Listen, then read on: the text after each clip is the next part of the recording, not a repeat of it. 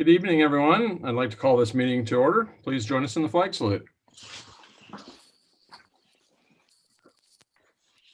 I pledge allegiance to the flag of the United States of America and to the republic for which it stands, one nation, under God, indivisible, with liberty and justice for all. Thank you, everyone. On behalf of the board, I welcome all members of the audience to this evening's meeting. This meeting is a working session of the board to conduct the business of the district. The agenda for today's meeting has been published, and the agenda items to be discussed and or voted on have been studied by the board members. I would like to introduce the people participating in this meeting this evening. Recording Secretary Siobhan Frazier, Superintendent Dr. Michelle Reed, board members Amy Cast, David Kogan, Sandy Hayes, and Jacqueline McGurty. I am Bob Swain, and I currently serve as board president. An agenda for this meeting is available online at boarddocs.com. So first, we'll go to the approval of the agenda. Would the board like to make any changes to the agenda as it has been published? Okay, excellent. Do we have a motion to? We have a motion to approve. Oops. Oh, everybody's on mute. We'll approve that we approve the agenda as written. Second. Director McGurty, David Kogan puts up the motion, and Director McGurty seconds. Any discussion? Not hearing any. I'll call for the vote.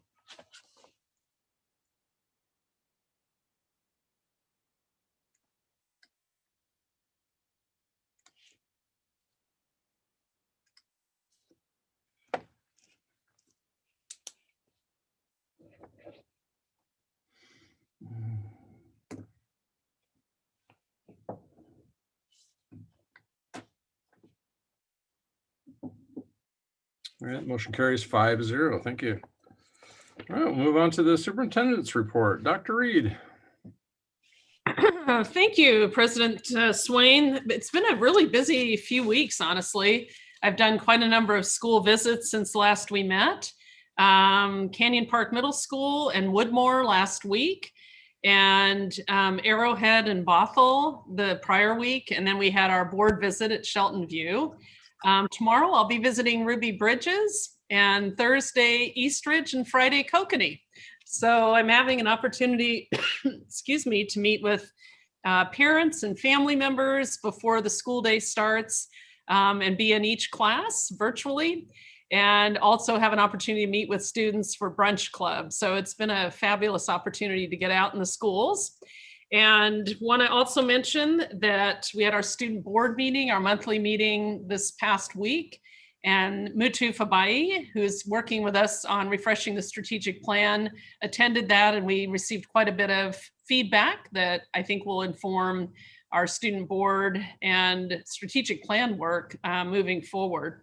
Also met with our Seattle Tamil Academy partners and talked about how the Tamil Academy Language and Culture School has moved their program online, and how eager they are also to return to Skyview Middle School when we're able to reopen buildings. So lots of students learning Tamil, and just a very grateful adult leadership in that program, and also, of course, wanting to gift the district some funds to support a project, and really appreciate their generous support.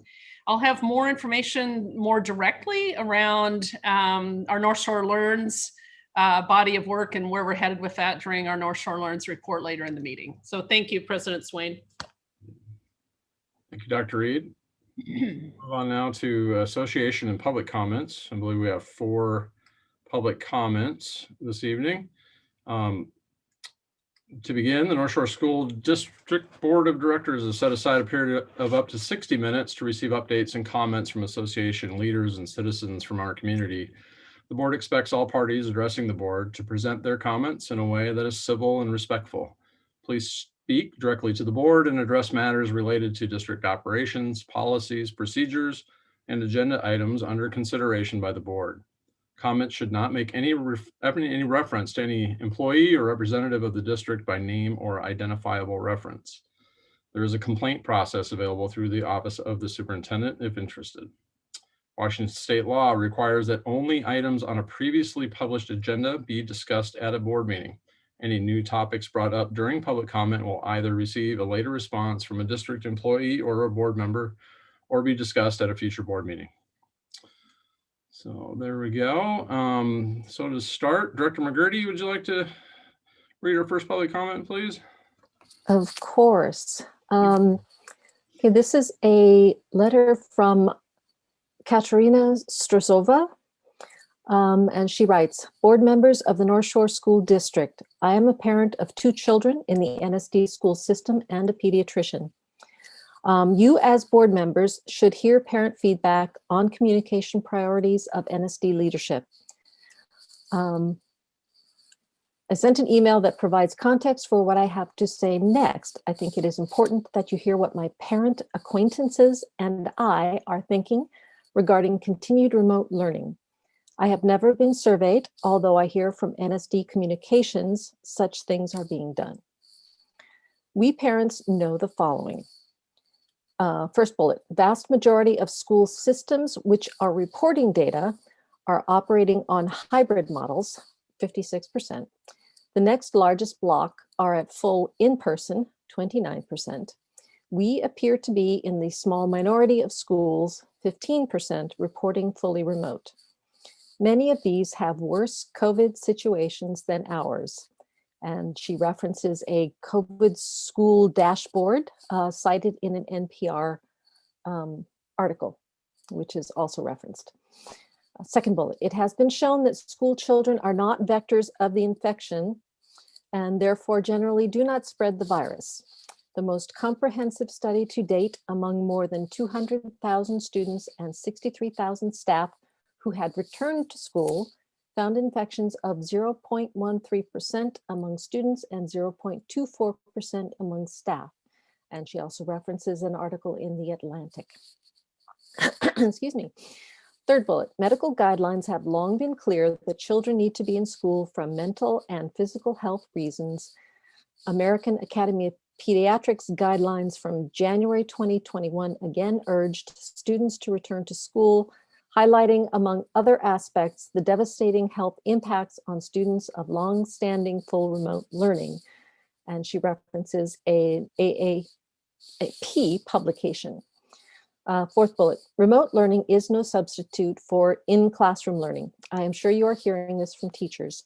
Broader studies confirm the damage remote learning does to performance, referencing another journal article, not to mention the emotional and social impacts. We as parents see it every day, every hour at home, for those of us who can afford to be at home or work remotely.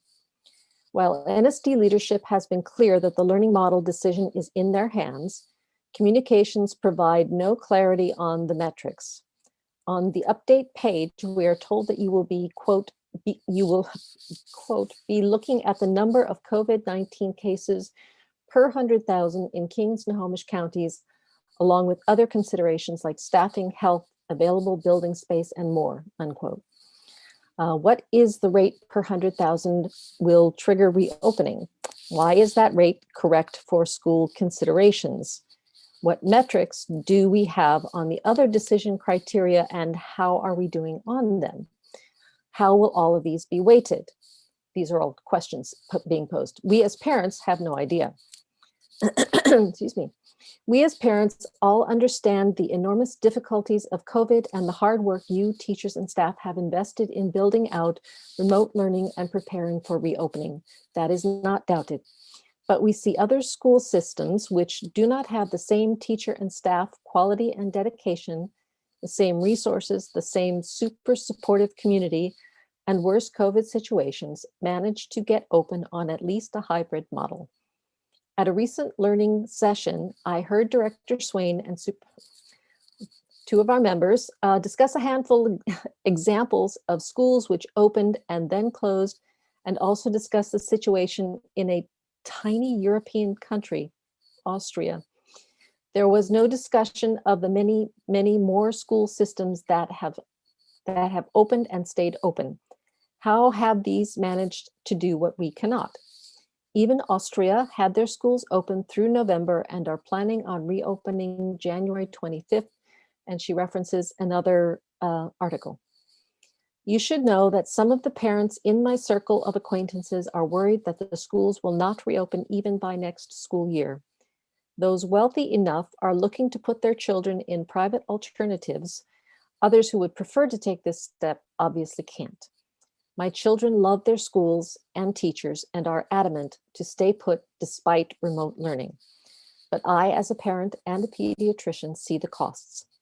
Further, our community will be facing COVID for many years to come, and we need to recognize that the vaccine's impact could be limited in a state where long-time established vaccines, proven and efficient, are refused on fairly large scale in comparison with other states and communities. Therefore, I must ask if you can provide, 1, a very clear explanation for why we are not able to do what the vast majority of surveyed school systems have been able to do and provide at least hybrid learning. 2, a concrete list of all the metrics, not just cases per 100,000. What about staff? What about building space? What is the quote other unquote you are evaluating for a reopening decision and the current status on each? 3, what specific medical experts are helping you on all this decision making? Thank you. Katrina Strasova, MD. Thank you, Director McGurty. Quite welcome. Director Cass, would you like to go next? Happy to help President Swain. I will be reading the letter submitted to the board from Carly Geller. She writes, students need specific plans, specific dates, and specific ways that can receive in-person engagement with their school and peers. Personal views are interfering with job requirements. Please get out of the way and let others step up who are willing to address students' need. Creative but not difficult solutions and ideas are out there, and hundreds of people are willing to stand in the gap leadership has created. Furthermore, the phrases "imagine the possibilities" and "in our house" are misnomers. Zero imagination has been utilized in over 6 months. Our house, really? Doesn't that imply inclusivity? Here are some questions. Specific answers would be appreciated.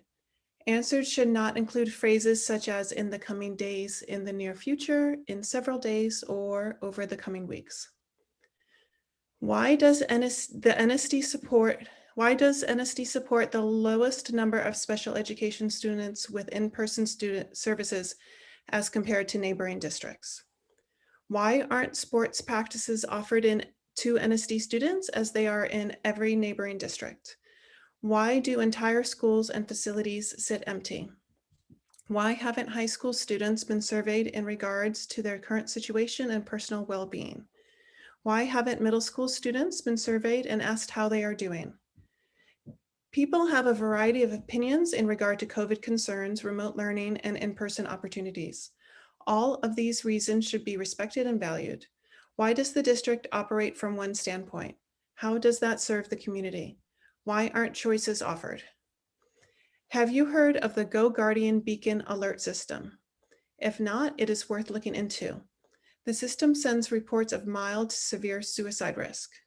The system scans student writings on district-issued devices indicating behavior such as suicide research, self-harm, written comments, or just the need for help or support. The system could help some families with the effects of isolation, loss of purpose, and loss of hope while the district continues to ignore student needs. I look forward to your answers in the coming days, or maybe it is the near future.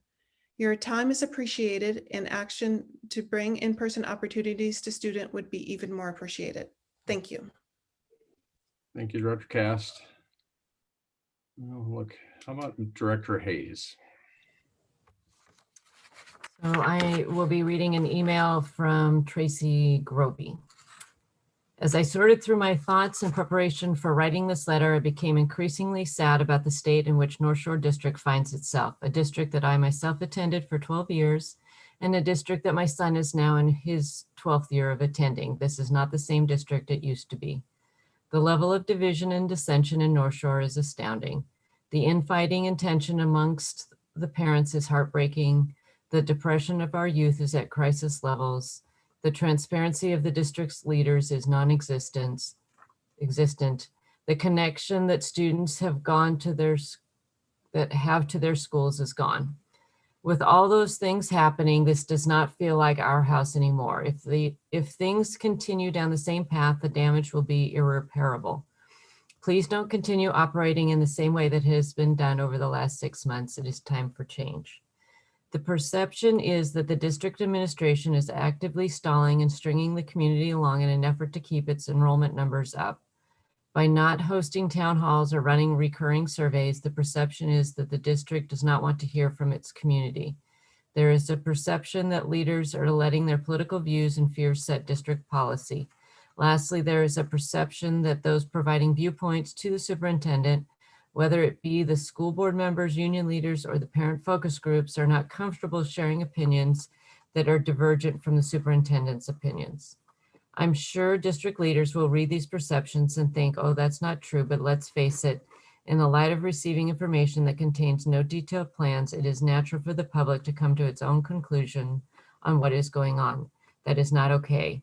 Vague terms do not sit well for parents who are trying desperately to keep their kids from slipping even more, both mentally and academically. We need real plans, words/phrases like hoping to do this, working to implement, and developing a plan coupled with unspecific timelines are not helpful and only perpetuate the palpable tension that is so widely spread right now. Other businesses from manufacturing to food service have figured out how to operate during the pandemic. Our district needs to figure it out too. The business of the district is to educate its students and help keep them safe. There should be no trade-off. The district shouldn't take credit for educating students in exchange for sending them into dangerous levels of depression and isolation. Our kids see friends and relatives in districts that are literally next door to them and are left wondering why they are being treated differently than their peers. North Shore is not giving its community a choice in the matter, and as a result is contributing to the inequitable treatment of its students. How sad. Thank you, Director Hayes. And finally, Director Kogan. Thank you, President Swain. I'm reading a letter from Donna Brown. The title is School Reopening. Good evening. I would like to address the lack of specific communication regarding our schools reopening. Weekly emails stated 2 weeks ago that the dates for reopening would be given the next week, along with a survey for K-1 parents. 2 weeks later, there is still no survey and no reopening dates. An email from a district employee stated, "It is our hope that we can get some of our students back into the classrooms through the partnership with the Gates Foundation. If the district knows that our students will not return this year, please be frank with us and let us know. My student is doing okay with remote learning, but desperately wants to be in the classroom with other kids. I feel as though my child and those in our district are being left behind, as other school districts in the area have announced dates and have safe plans in place to bring students back. Seattle School District, Lake Washington School District, Spokane, and Tacoma are all larger than NSD and have either been in person already or have announced dates to do so. I am frustrated that we keep getting emails about new variants and new studies when clearly, across our nation and world, schools have opened successfully. Let us use what others have done successfully and use it for our own students. I ask the board to consider our students and to make swift plans to reopen this school year. If the board knows reopening will not happen this school year, they have a duty to our students, parents, and staff to be honest and upfront about this. If reopening this year is not an option, it is my hope that plans for the fall are beginning so our students can start in the classroom in the fall." All right. Thank you, Director Kogan, and thank you all of those who sent in their comments. We'll now move on to the adoption of the consent agenda. Is there a motion to approve? So moved. Thank you. Is there a second? Second. All right, there's been a motion to approve and a second. Is there any discussion on the consent agenda? Okay, not hearing any. I will call for the President Swain, I wanted to make a comment about Dr. Joe Paperman. This is his last board meeting while he's in the position. He will be leaving the district here in the next couple of weeks, and just wanted to grab something real quick and read a quick statement, if that's all right. With all the meetings running together today. Anyhow, just want to mention that Joe joined the North Shore School District as our Chief Operations Officer in July of 2018. And he has done work that involved major and minor construction projects, facility maintenance, grounds, and transportation. He has, it's really been an all-encompassing position, particularly with Snowmageddon a year ago, which seems like 10 years ago some days. And Joe has been known for his collaborative leadership, common sense, and an eye always on the mission to serve students. So just want to thank Joe for all the work he's done in the district and wish him all the best in his next adventure. Thank you. Thank you. Yes, Joe, you will be truly missed, and hopefully we can have a little send off for you sometime soon. You're here. All right, so there was no further discussion, I don't believe, on the consent agenda. So I will call for the vote.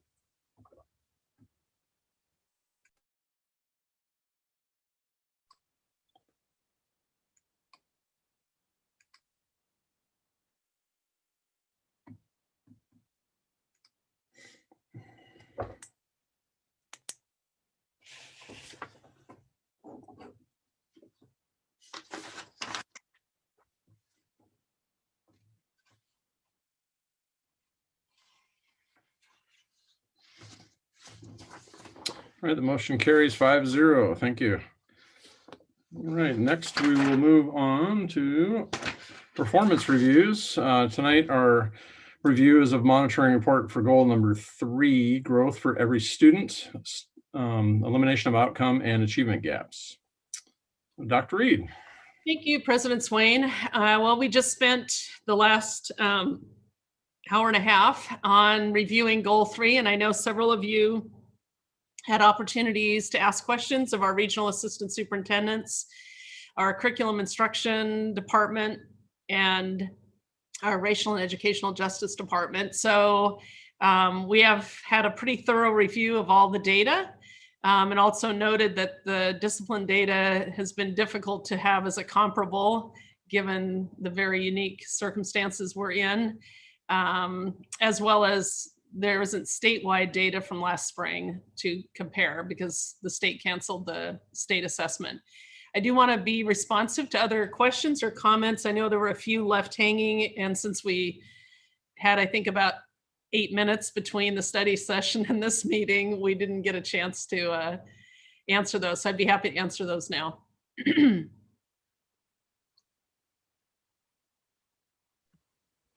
Thank you, Superintendent Reed. I was the one who stated I did have some lingering questions, so I appreciate the opportunity to ask. And, you know, a lot of it, the beauty of this system is that we do get the year-over-year comparison, which is helpful to understand not only, you know, kind of the trajectory of the district as a whole, but to see where different initiatives might be taking us. But it's now that it's compounded by the pandemic. And so one question, and I was really worried this one would take time.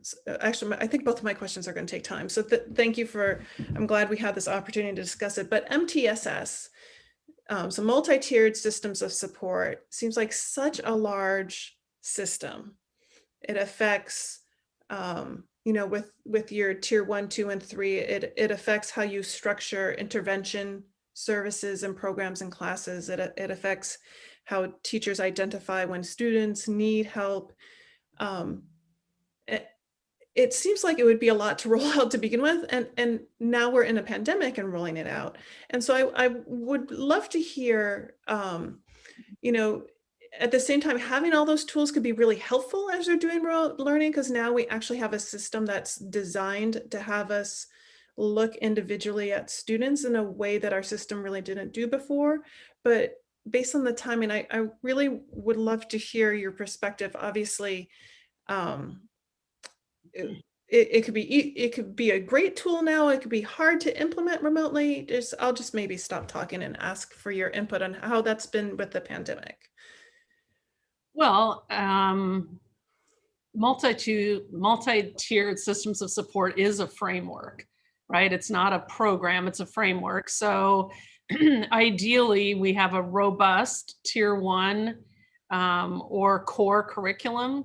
And in particular, in the reading, writing, math, science areas, those core academics have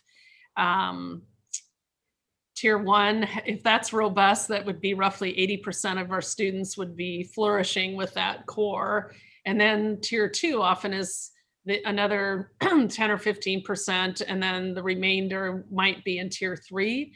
So I think what staff want to do is all students get that core. And then what people are really working hard on, even though they're not maybe using the terminology as, globally in the district, but is like, what are the interventions and supports we can add to help students be successful in those core courses? So we may not be using all the MTSS language per se, which I think will come, but the strategies are really critical right now. I know we even have intervention hours on Wednesdays. The calendar has been designed around MTSS to support small group instruction, office hours, and I know staff are adding new supports fairly regularly, quite honestly, as they see students requiring them. Great, thank you. And then how would, we noticed when we were having our review of the report, and Director Hayes with her last question actually zeroed in on an issue, the impacts of the pandemic on our families experiencing poverty seems to have popped up in the data in a unique way that we haven't seen before. So does MTSS help address those issues, or is it just one of the tools, with student services?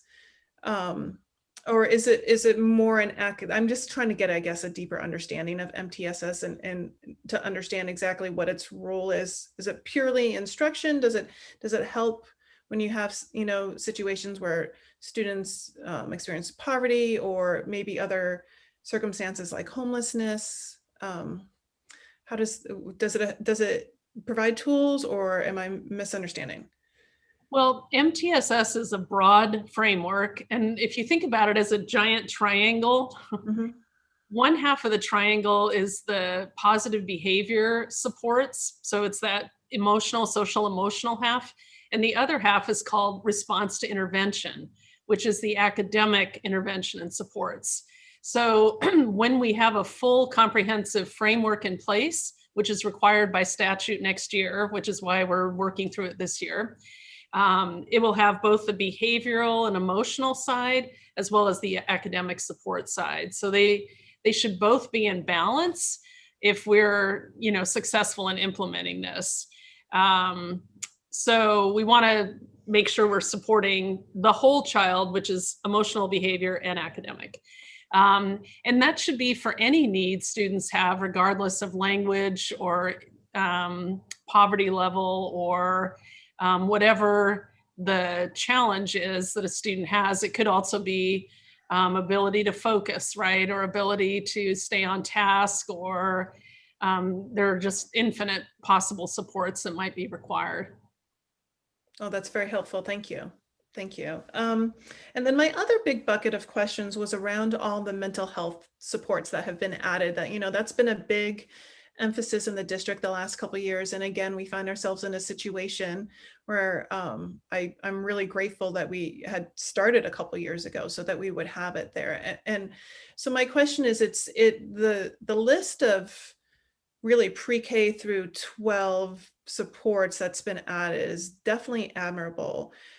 My question, and I asked this at another monitoring report, though it may be a tricky one to chase after, but understanding how those programs are working. Are there any other supports that students might need? How do we assess if there's still gaps? This again, we're in the middle of a pandemic with all the stresses and supports that has, and is there a way the pandemic might be affecting how students are able to access or not? I guess let's talk about the first question before I just spew a whole bucket of questions in one, but access, we had gotten all these systems, predicated on the system of us being in a physical building. So how is that translating into a primarily remote instructional model? Let's go with that one first. Well, I know that counselors are still meeting with students, and if we start at our very youngest students, the second step curriculum, which was the social emotional learning curriculum we selected, is still happening and it's still being delivered. It's just being delivered virtually in classrooms.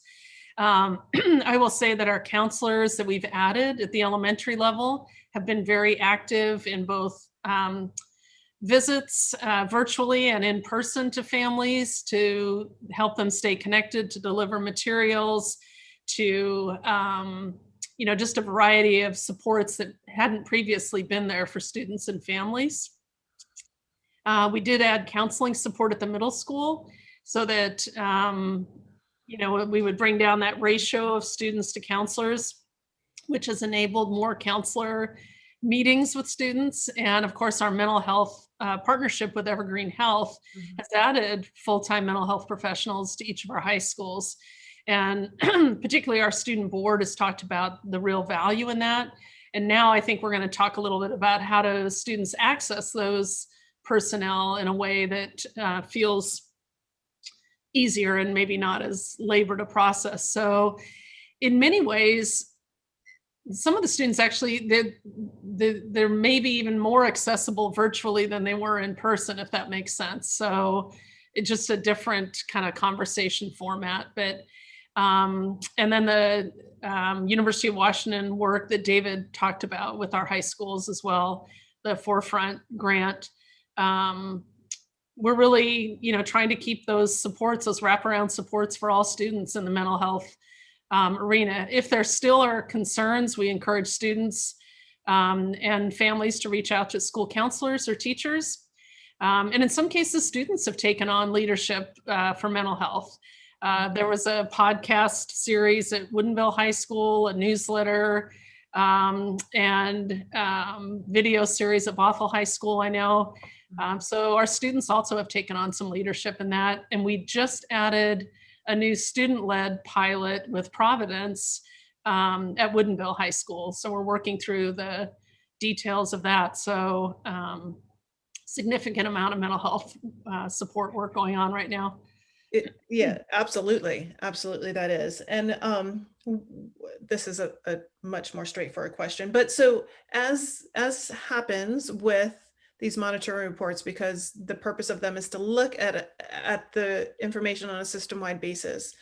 Do I recall that the school action plans that are more individualized to those schools, those are posted on the website now, aren't they? So if parents were interested in perhaps how goal 3 was looking, the action plan for their building, do I recall that those are up on the website now?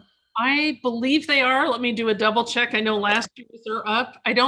The real time, like I'm right now in the second round, the mid-year check-ins on those, I don't believe the mid-year reports are up, but I believe the annual reports are, but let me double check on that. Okay, I think that would be helpful because it's obviously such important work.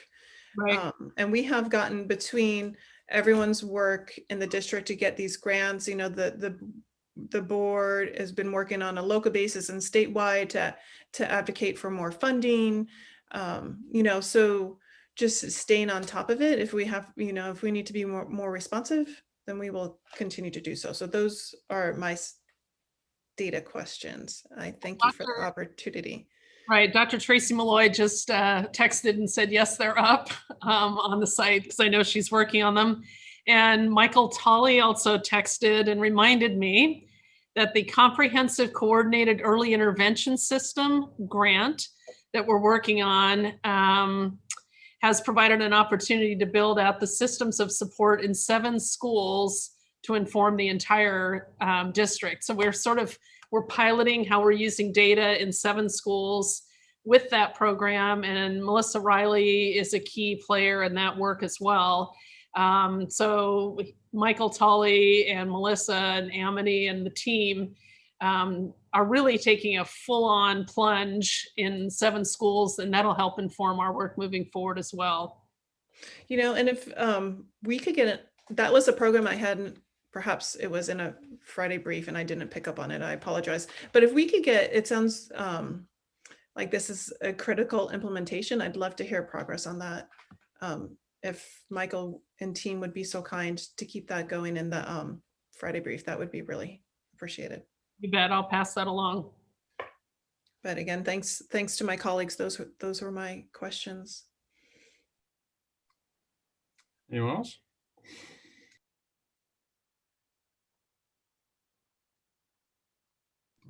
Okay. We did get a lot of data and explanation in the study session, of course. So if there are no other comments, is there a motion? Of course, we have options of finding Superintendent Reed has reasonably interpreted the provisions of the relevant goals policy and is making adequate or making progress towards achieving the goals. That's one of the options. The second one is based on the information provided. The board finds that the superintendent has failed to provide evidence of reasonable organizational progress. And the third one would be information provided by the superintendent is insufficient for the board to decide whether reasonable progress has been made. And so do we have a motion for one or more of these?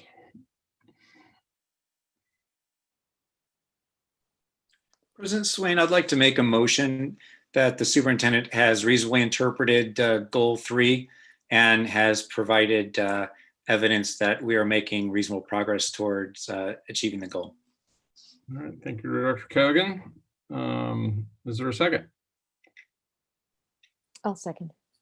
All right, thank you. It's been a motion, has been seconded. It's a hard one to say.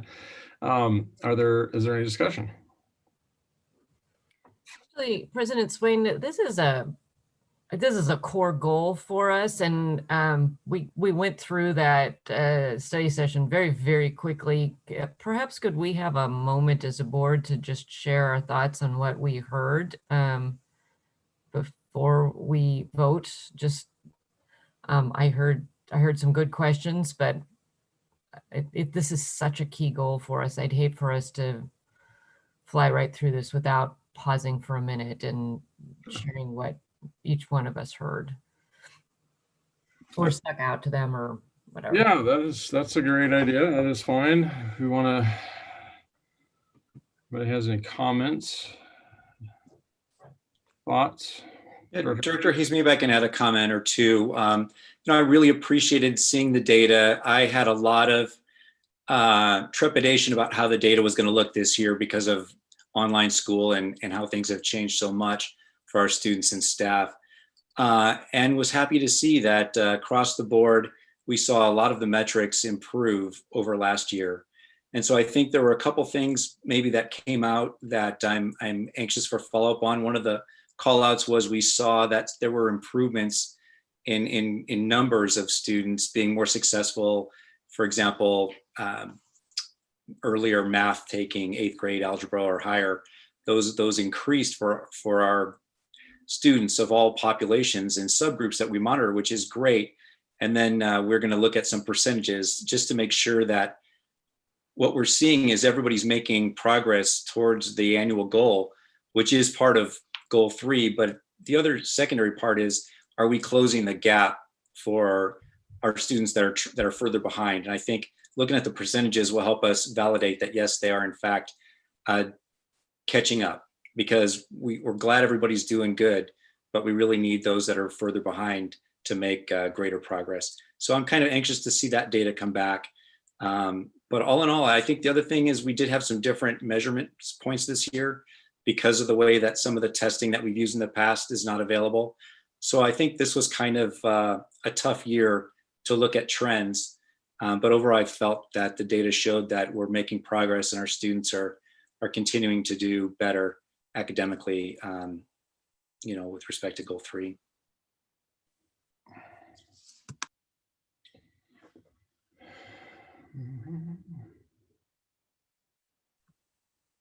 I feel like I chat a lot. This is me giving my colleagues space so I don't hog all the oxygen. Mhm.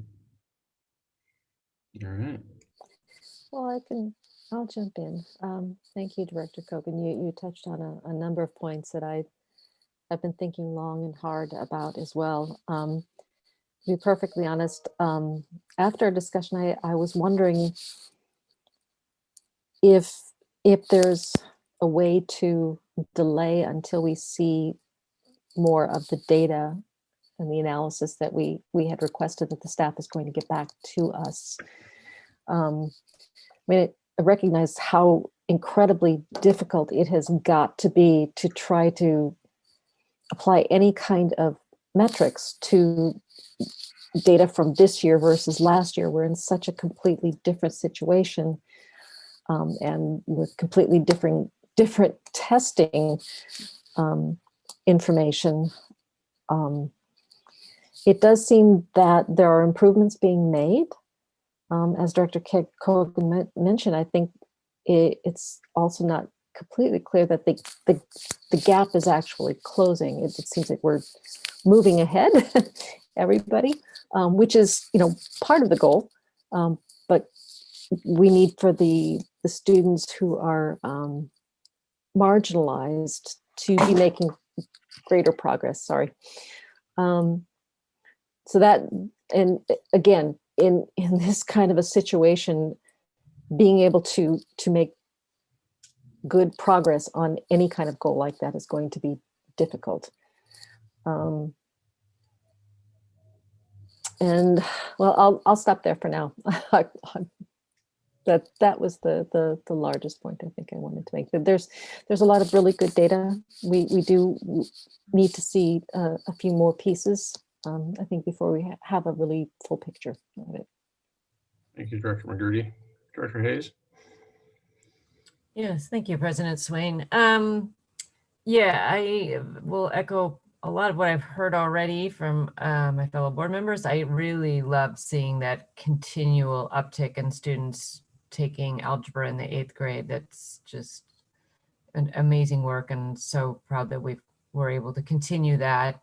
I also appreciate the cautious optimism around the iReady data. There wasn't just joyful celebrating. There was kind of a pause and let's wait and see what that means next year. So I appreciate the thoughtful ponderings around what that data may mean. And I look forward to hearing more about the work on our low-income students, making sure they're registering for more rigorous coursework. Thank you. Yeah, Director Cass, did you have a comment? Yeah, it occurs to me when we started 2016, first drafting the equity policy, and then that rolled into the strategic plan work. It's not obviously night and day from where we started in 2016. And again, part of our job is to take that longitudinal look. And the way we were able to make that progress is by how we approach the work, with some humility about where things weren't going perfectly, and honesty about that too. And then working together, leveraging every resource we could and all in order to keep things going. And that's, when that system that was, the wheels were starting to really crank up, got ground to a halt with the pandemic. It does feel, it's hard not to feel like that ground to a halt felt like a little bit like a lurch. And it might be the absence of some data. It might be different data than we're used to seeing. I mean, in true North Shore fashion, the data will be different than every other, pandemic situation we've heard. Our students of color, there were several ticks up, which is not what other districts are seeing. And our white student numbers in the iReady data went down, not in every factor, but that's not what, again, kind of the word on the street is about student behavior in the pandemic. And so I guess it just gave me pause. I mean, there was growth in so many groups. but our ability, that skill that we have to be humble and honest about the areas where we need more information, and we need to take a look at the groups where we don't see the growth. Maybe the answer is, if that winter iReady data, we're about there, maybe that would be another data point that would help us. But I agree, it's certainly, considering the crisis that we're in, it's evidence of a lot of incredible work, teaching and learning work that's going on, and then continuing to grow our systems in the midst of this too, honestly, is amazing as well, and absolutely serves our students. But it's a challenge. It's a challenge. Yeah, I agree. It is a challenge, because we know there's great work being done. There's great programs and everything from professional development to implementing, the iReady program, to MTSS work, PBIS work. I mean, all of that's been going strong, and we see that in all of our SIP visits, and when we talk to individual teachers ourselves, and we just hear about all the great work that's going on. So there's progress towards the goal for sure. The pandemic has kind of thrown a wrench in proving the data, right, of compared to last year to a certain degree, right? We don't have the same test scores to compare. But there were some great highlights in the data that was presented, for sure. The one thing I mentioned in the study session, though, too, and somebody else mentioned, is the not reflecting on the percentages, or not having the percentages, really makes it hard to measure whether progress has been made in certain areas. I mean, some of you can, like the 8th grade algebra thing, you can look at last year's numbers compared to this year's numbers, and it's significant enough. You go, it's definitely a significant increase. But when the number in a certain category is like 10 students or 26 students, like I said in the thing, we don't know if that's because we just have 26 more students in school this year, or or a percentage of that, if it's an enrollment. I'm sure there's improvement there, but we just can't pin it down without looking at the overall percentage. So we're looking forward to having that data on Friday for sure, if possible. But other than that, the work is tremendously, I think, impactful on everyone. It's changing the system, and it's been very impressive overall. Any further thoughts, discussions? There was a motion made. Is that the same motion that's being presented, and we're going to carry forward, or I have to loop back to the beginning here? President Swain, I just want to make another comment too. We heard feedback from the student board, to see students as more than just grades. And I think this pandemic has, one of the things that we're presented with is, how do we look at success in our system, in additional ways. So I think, that's one of the silver linings. Mm-hmm. And President Swain, another thought is too, maybe, since we're in the midst of relooking at the measures of the strategic plan, maybe it would be incumbent on board members to maybe make some notes tonight. Obviously during our policy review, it's not the time to actually start editing the measures, but this is, maybe information we can take away to our next session with Mutu, in terms of if we want to, just like Director Kogan said, if we want to follow the student's lead and, look at more than test scores, right? Then it's incumbent in us working on improving the system to do that. So, that being said, it's hard not to add the context of the pandemic.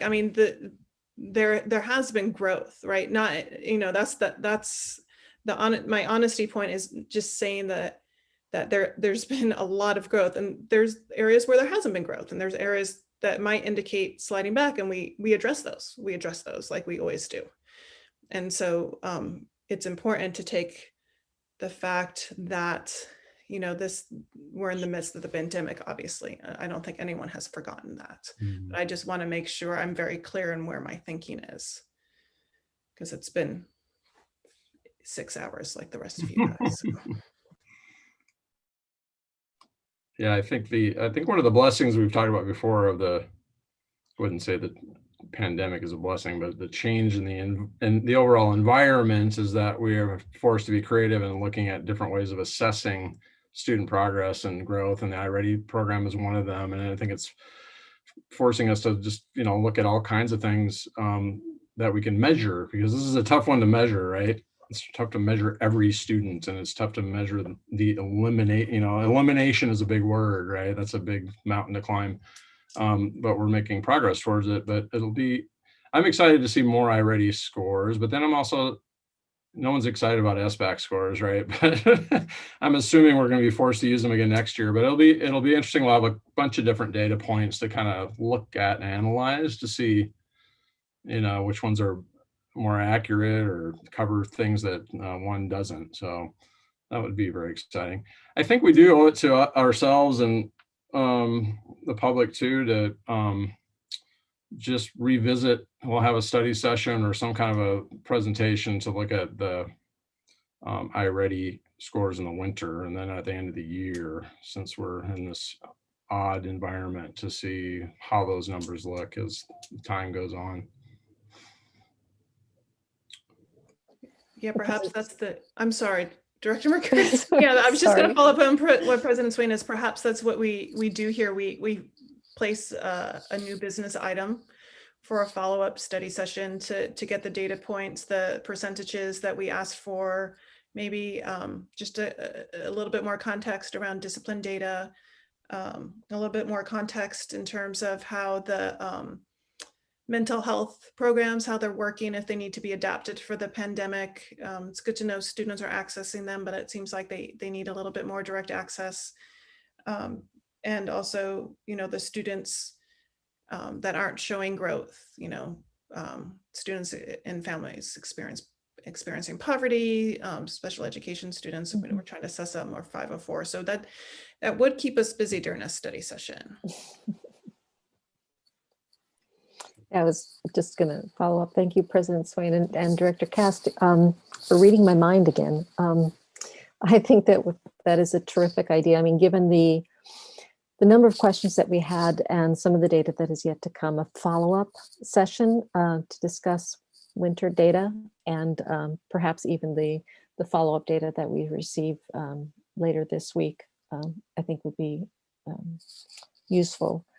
I think it was clear to all of us, I mean, this is a difficult situation to even assess progress on this goal, but I think we can all agree that progress has been made in a number of areas.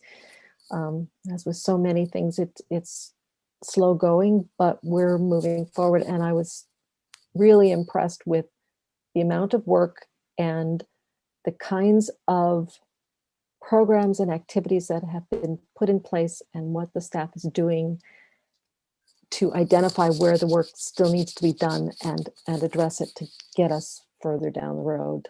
I think they're just doing a great job with that. So I think the motion stands to move ahead. All right, well, the motion was previously made that the board finds the superintendent has reasonably interpreted the provisions of the relevant goal policy and the district is making reasonable progress towards achieving the desired results. It was seconded. I personally am in support of that motion. And so unless there's further discussion or comment, we'll call for the vote. Anyone before we go do that? Okay, Siobhan, I'll call for the vote.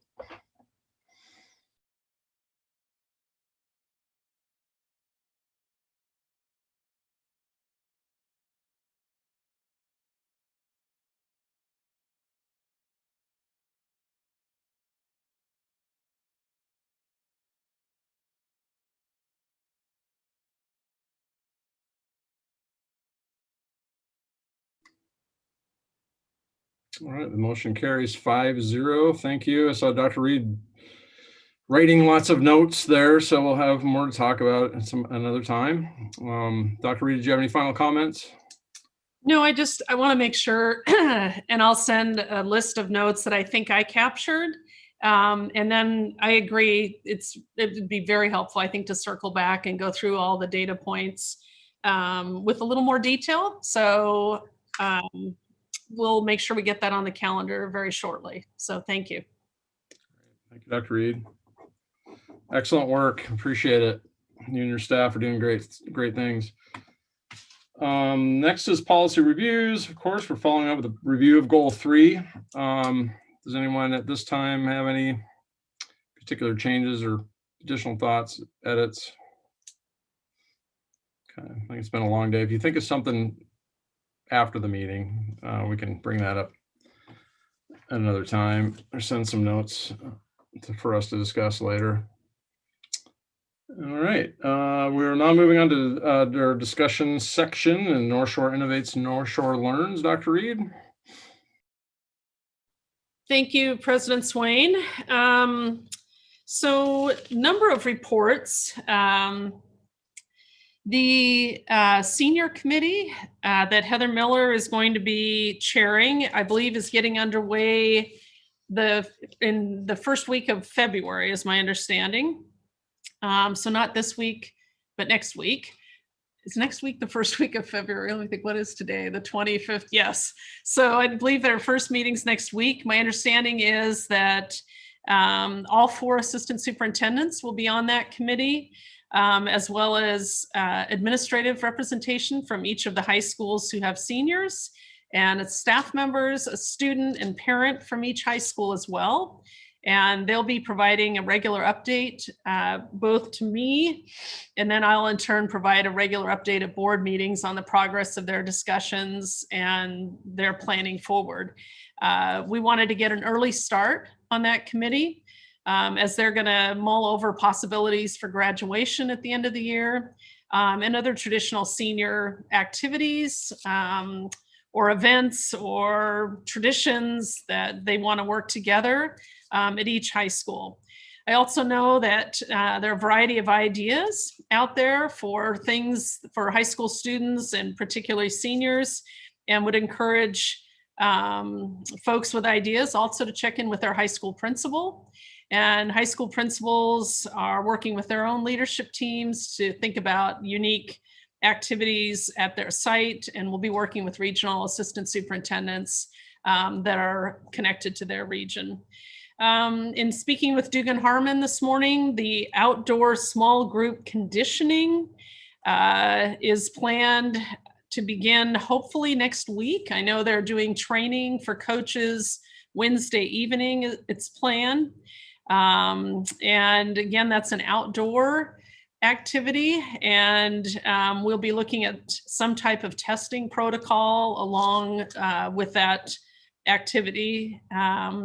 And I believe we've also looked at okaying that both for high school age students, and I think there's a committee being formed to think about how to support middle school age students in those outdoor small group activities, and perhaps also working with our marching band and activities that we can get outside in safe small groups with our testing protocols. We know that the KingCo conference has announced that they, I believe the most recent announcement, which we sent out a week ago, and I've seen nothing since, but they're talking about some type of play resuming March 1. And it's my understanding they have quite a few details they're working through yet, which would be athletic director level work. And as soon as I have some report on how that's going, I'll let you know. But I really have no progress report on that because that's something happening at the league level. Want to share that yesterday, Sunday morning, we did do our first round of what we call pool testing or batch testing for COVID. And a number of us, and also thank you, Director Cast and your husband, joined us at North Creek High School, and we did the pool or batch testing of close to 400 people. We had a number of juniors drive through over the course of 5 hours in a very organized, socially distanced testing protocol, as well as all the proctors for tomorrow's PSAT test, which we are going to be holding. Again, small groups of tested students and proctors. And as we continue our really thoughtful work back to reopening, each one of these steps enables us to see how the practices or protocols we have in place work. And we're so grateful to our school nurses for their support yesterday. Without our school nurses, what we were able to do wouldn't have been possible, as well as our security team, many cabinet members, and community volunteers. We had a number of community volunteers join us from the medical field, and just very grateful. And to the North Shore Education Foundation for treats as well. So shout out to our North Shore Foundation for supporting that work. And finally, we continue to advocate for an early action vaccinations for educators, and our ability to vaccinate those educators most likely to return to the classroom first in a strategic way, and have met with Evergreen Health to set up that partnership and support network for that important work as it comes up.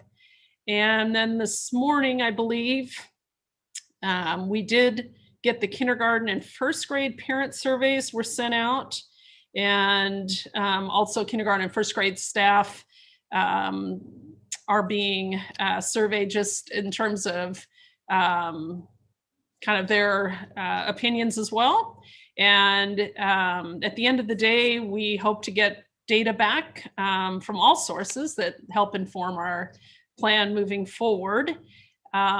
So I believe we've asked for that parent survey data to be back by a week from today, giving people till next Monday.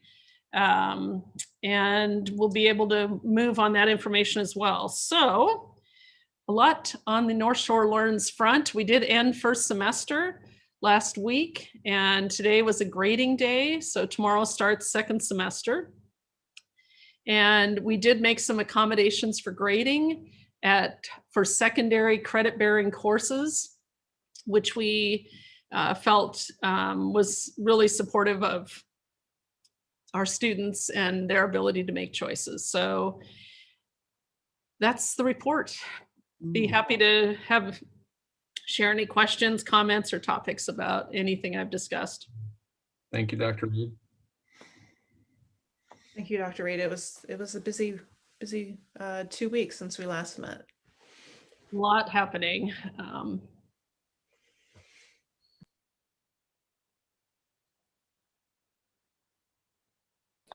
Just a quickie, Dr. Reed. You mentioned outdoor conditioning coming up, and I'm afraid I missed when that was cycling around. Was that, I think you said Wednesday? Is that right? Next week? No, they're doing, I believe there's a planned training for coaches Wednesday, and I believe they're planning to do some type of beginning or outreach. I don't have all the details. Dugan and the coaches are working on that this week. But I think the plan was to get that going in early February.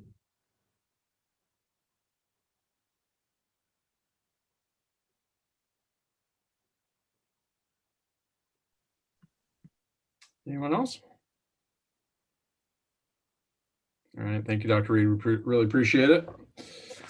We'll now move on to the end of our meeting here, which is, lost my paperwork. Board reports and communications, but first, is there any new business? I think Director Cass might have some.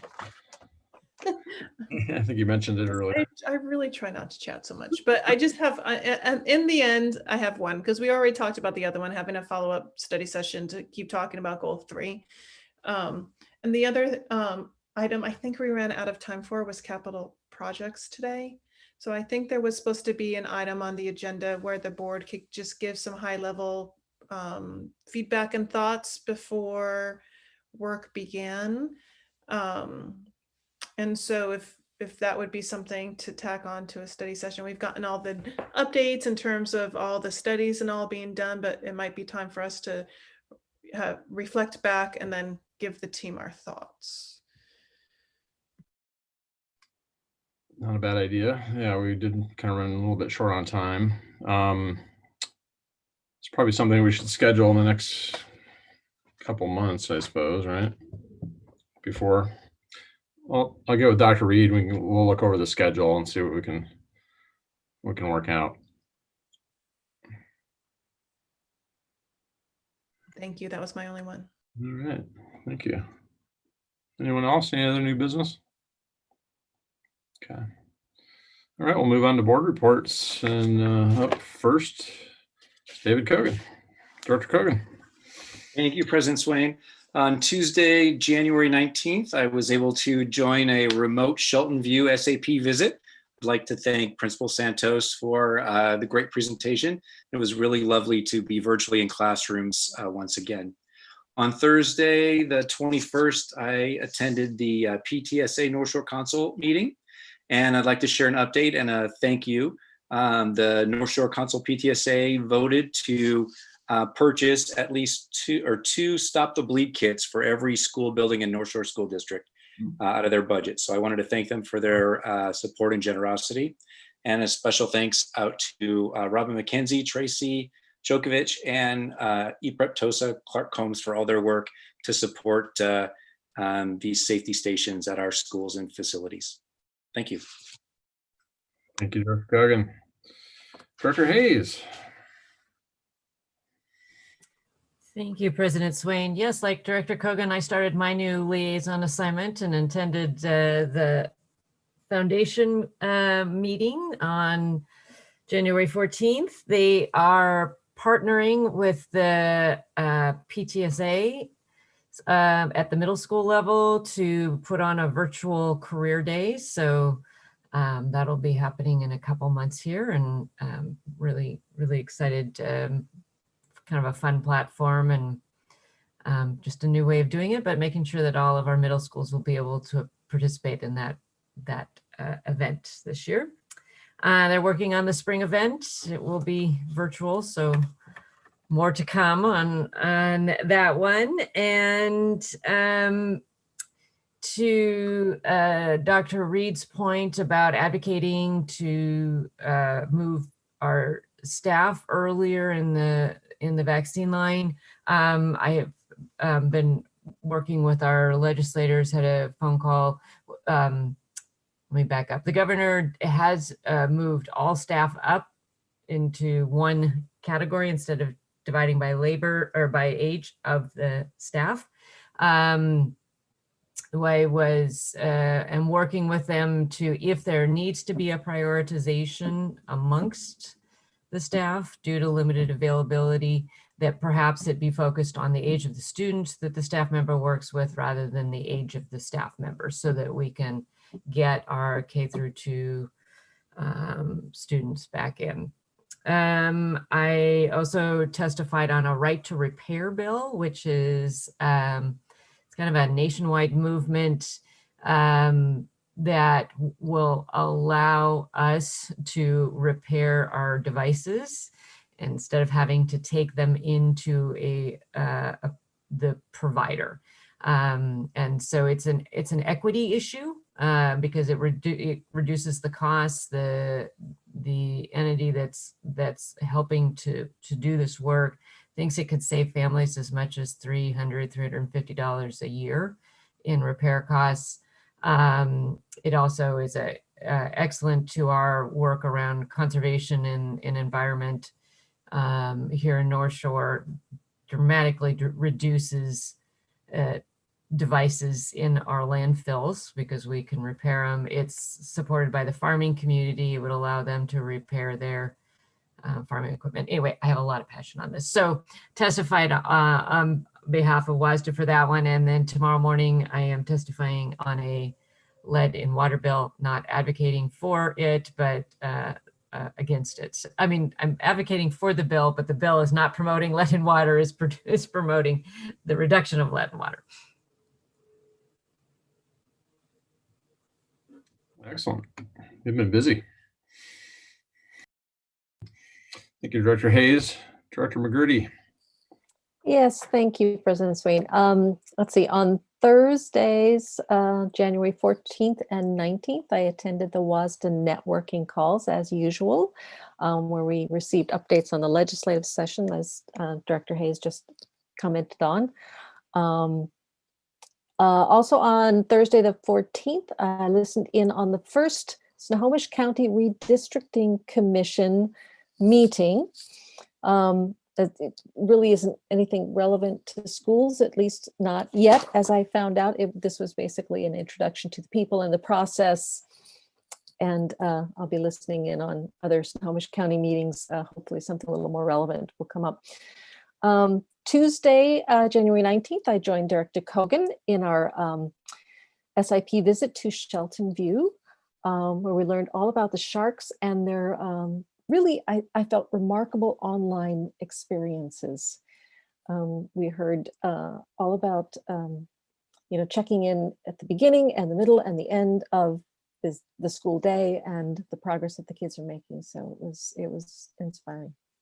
And that's what I have.